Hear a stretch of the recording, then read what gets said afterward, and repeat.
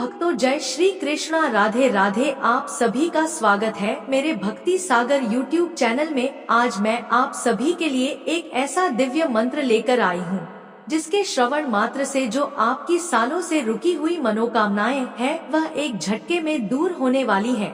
प्रिय भक्तों, यह इतना चमत्कारी मंत्र है जिस किसी ने सुन भी लिया है उसकी सभी मनोकामनाएं पूर्ण हुई है। शनिवार के दिन शनि देव के कुछ खास मंत्रों का जाप करना शुभ माना जाता है।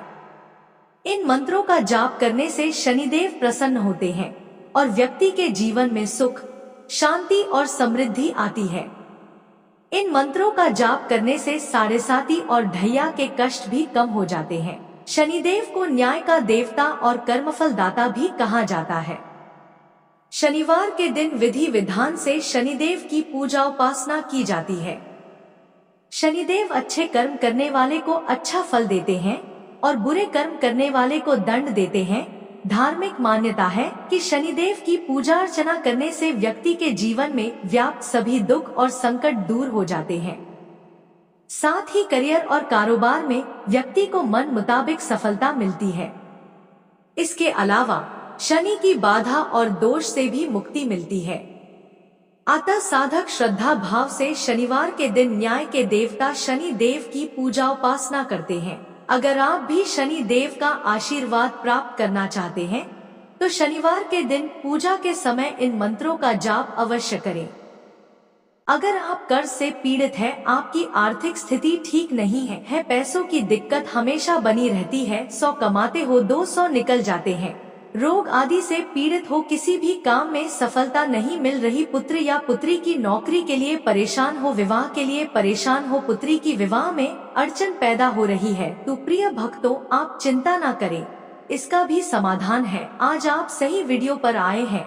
इस वीडियो में हम वही मंत्र बताने जा रहे हैं जो सभी समस्याओं का समाधान है। शनि देव को प्रसन्न रखने के लिए उनके इस मंत्र का जाप श्रद्धा पूर्वक 108 पर अवश्य करें। शनि देव इस व्यक्ति पर प्रसन्न होते हैं जो नियम का पक्का हो। हमारी असफलता का एक कारण है हमारा अनियमित होना। हम कोई भी काम करें तो नियम से करें तो सफलता अवश्य मिलेगी। शनि देव की कृपा हमेशा आप और आपके परिवार पर बनी रहेगी। इस मंत्र को आप अनदेखा न करें और हमारी वीडियो में अंत तक बन रहे। इस मंत्र में इतनी शक्ति है कि आपको कितनी भी बड़ी दुविधा से निकाल सकता है। सबसे बड़ी बात यह है कि इसके उच्चारण या कहीं जाप करने के लिए किसी नियम का पालन करने की आवश्यकता नहीं है। इस मंत्र को आप दिन के किसी भी समय कहीं भी हो जाप कर सकते हैं। मंत्र को पूरी श्रद्धा और ईमानदारी से ही करें। भगवान भक्तों के हृदय में तभी निवास करते हैं जब भक्त सच्चे समर्पण और प्रेम से भगवान के प्रति समर्पित होता है। यह भक्ति भाव भगवान के साथ एक गहरा संबंध बनाता है जो भक्त को उनकी उपस्थिति का अनुभव कराता है। भगवान का सानिध्य प्राप्त करने के लिए भक्त का समर्पण और भक्ति आवश्यक है। जब भक्त अपने आप को भगवान के हाथों में समर्पित करता है तो भगवान उसके हृदय में विराजमान हो जाते हैं। जो भी जीवन में होता है उसे भगवान का आशीर्वाद मानकर स्वीकार करना चाहिए और संतुष्ट रहना चाहिए। यही जीवन में सुख और शांति बनाए रखने का मूल मंत्र है। शुरू करते हैं, लेकिन उससे पहले प्रिय भक्तों आप सभी को वीडियो पसंद आए तो सच्चे दिल से एक लाइक अवश्य करें। हमारे भक्ति सागर चैनल को सब्सक्राइब, कमेंट में राधे राधे अवश्य लिखें। ओम नीलांजन सभाभासं रविपुत्रं यमाग्रजं छायामातन्सभुतं तं नमामि शनैश्वरम्। ॐ नीलांजन सभाभासं रविपुत्रं यमाग्रजं छायामातन्सभुतं तं नमामि शनैश्वरम्।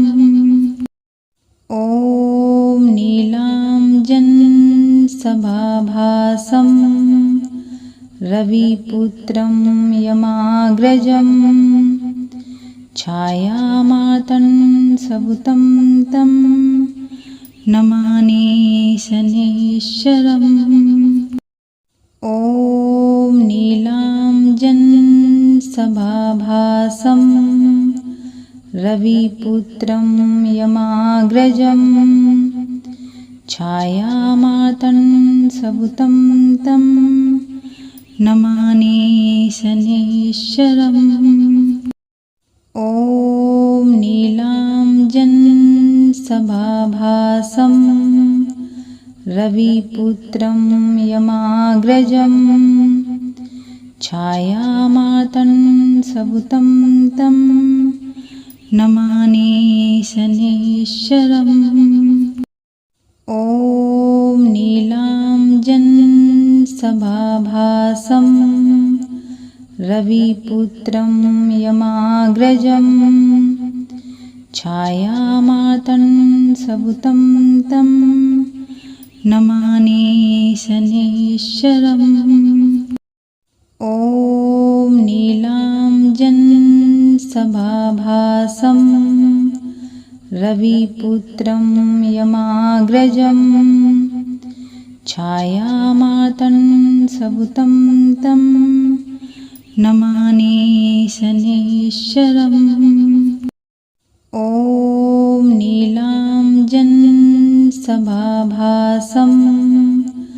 रविपुत्रं यमाग्रजं छायामार्तण्डसुतं तं नमामि शनैश्चरम्।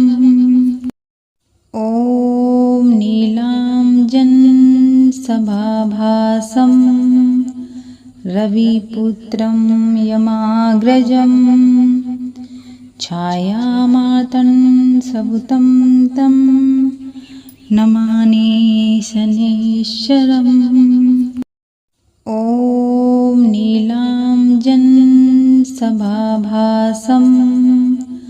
रविपुत्रं यमाग्रजं छायामार्तण्डसुतं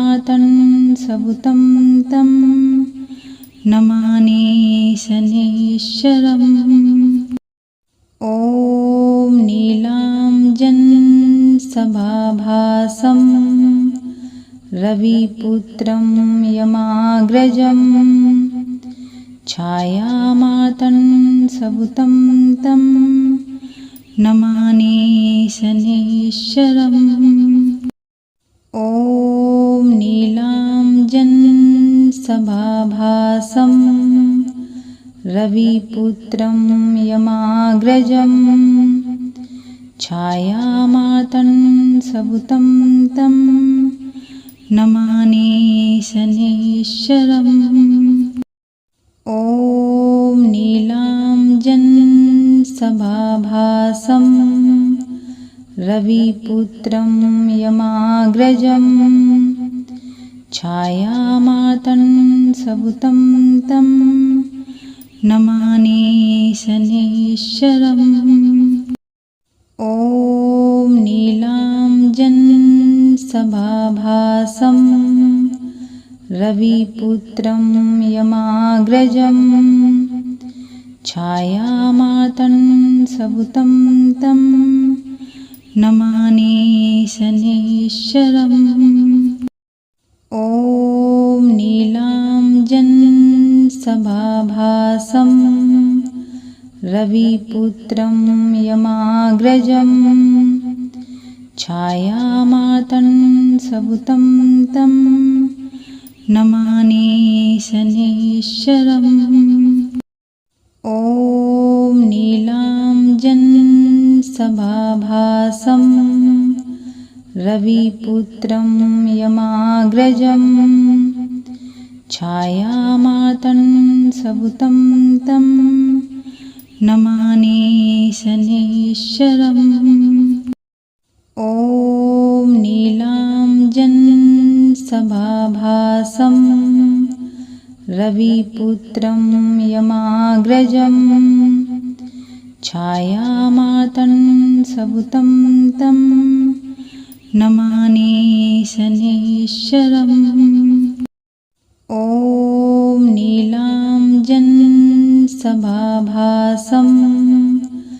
रविपुत्रं यमाग्रजं छायामार्तं सबुतं तं नमामि शनैश्चरम्। ॐ नीलाञ्जनसभाभासं रविपुत्रं यमाग्रजं छायामार्तं सबुतं तं नमामि शनैश्चरम्। ॐ नीलाञ्जनसभाभासं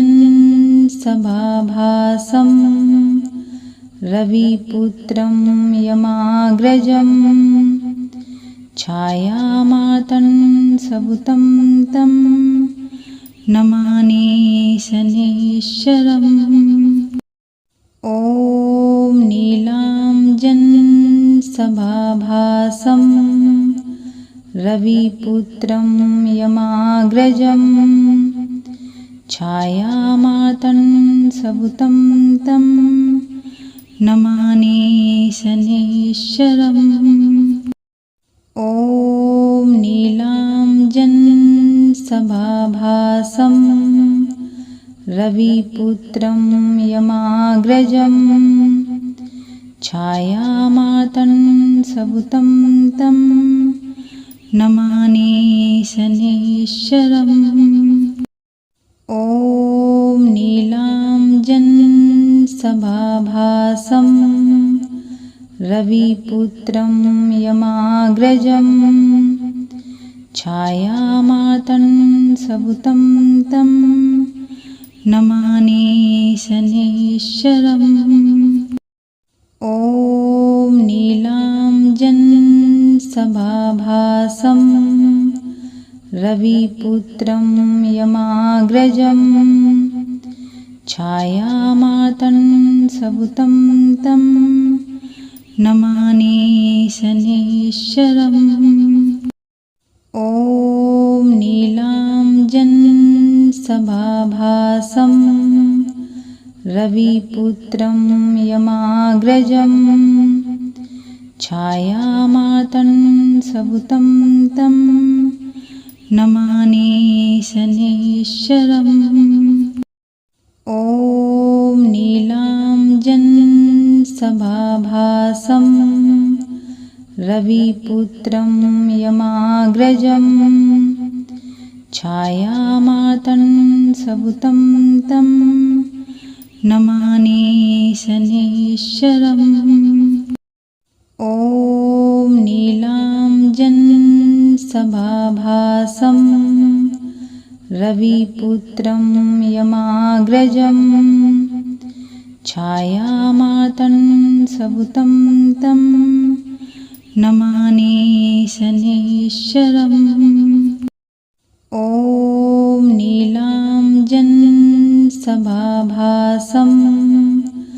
रविपुत्रं यमाग्रजं छायामार्तं सबुतं तं नमामि शनैश्चरम्।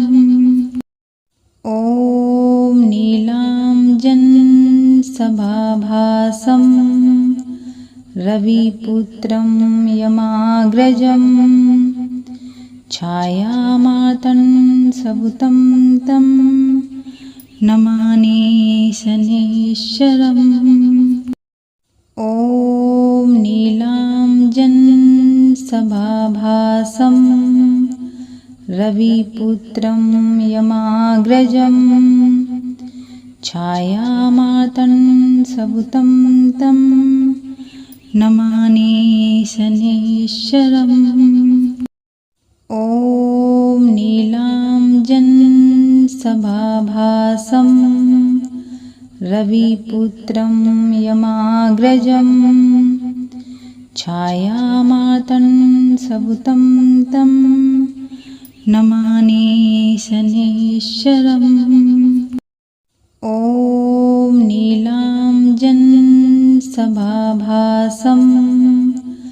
रविपुत्रं यमाग्रजं छायामार्तं सबुतं तं नमामि शनैश्चरम्।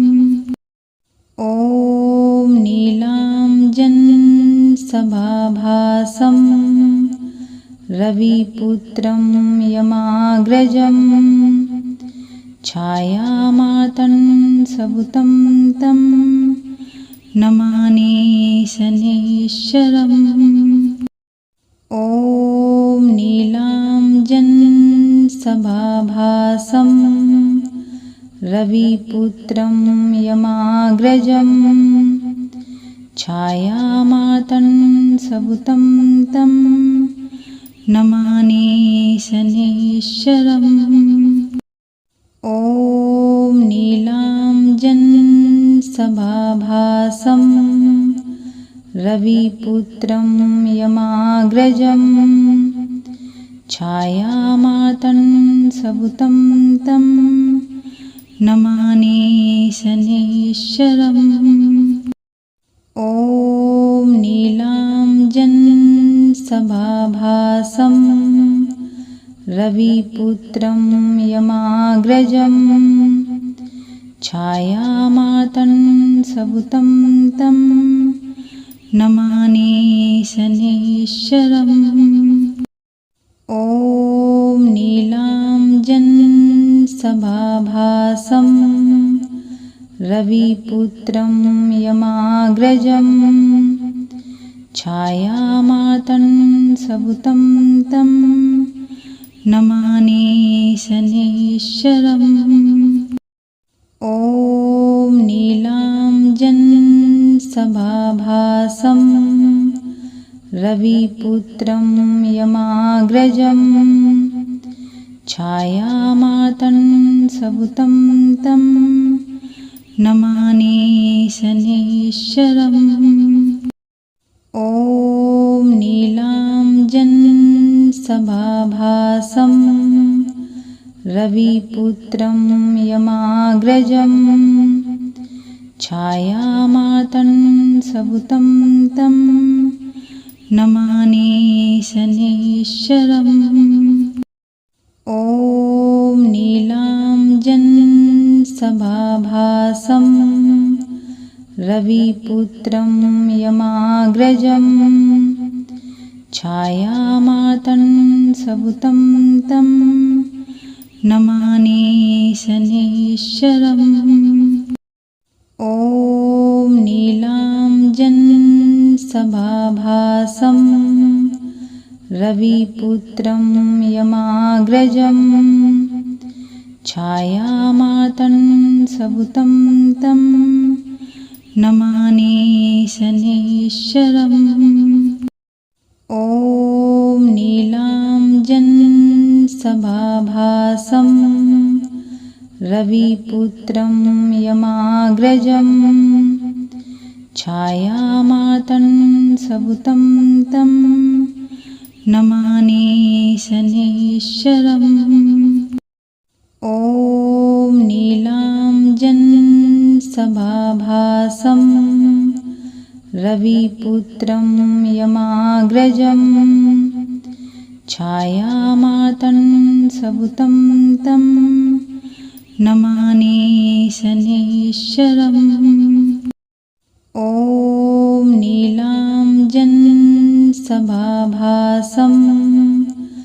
रविपुत्रं यमाग्रजं छायामार्तं सबुतं तं नमामि शनैश्चरम्। ॐ नीलाञ्जनसभाभासं रविपुत्रं यमाग्रजं छायामार्तं सबुतं तं नमामि शनैश्चरम्। ॐ नीलाञ्जनसभाभासं रविपुत्रं यमाग्रजं छायामार्तं सबुतं तं नमामि शनैश्चरम्। ॐ नीलाञ्जनसभाभासं रविपुत्रं यमाग्रजं छायामार्तं सबुतं तं नमामि शनैश्चरम्।